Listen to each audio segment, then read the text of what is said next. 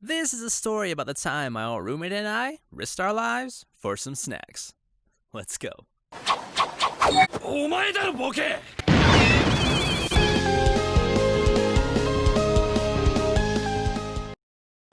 So, one thing I've always loved about the winter season is obviously the snow.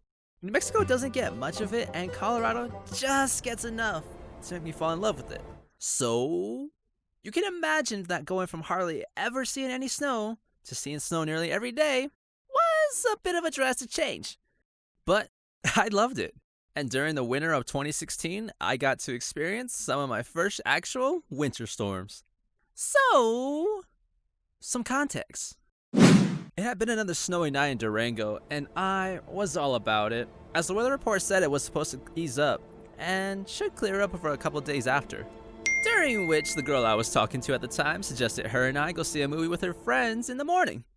Of course, I agreed, as I was just happy to be spending time with her because your boy may or may not have been sipping that relationship to be Kool-Aid. Hard. Might I say. So, in order to prepare for this date of mine, my roommate and I played Battlefield 1 all night. Because, we just have no self-control. Nature, on the other hand, had other plans. You see, somehow overnight, one of the water pipes near our building busted and ran water throughout the entire parking lot. I don't know when they noticed, but it wasn't until the late afternoon.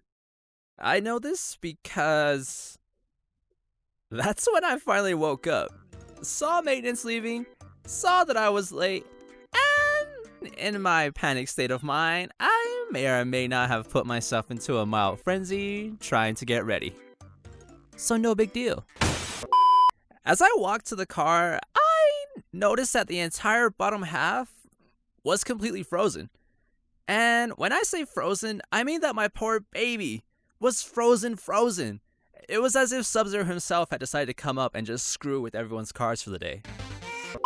As these tires easily had a few thick layers of ice on them, and there was no way my car was going anywhere.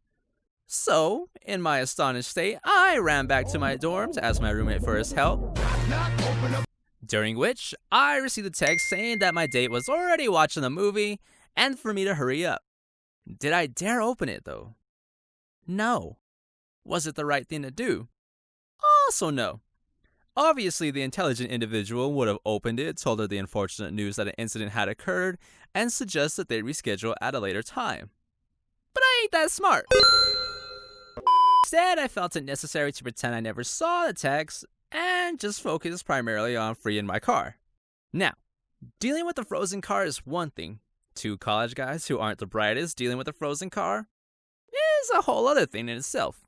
And being the non-snow babies we clearly weren't thinking. Of course, we tried backing it up and we went nowhere.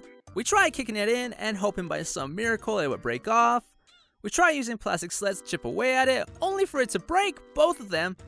It just sucks so much that at one point our brain didn't mind thought holding a lighter close enough to melt it was our best option.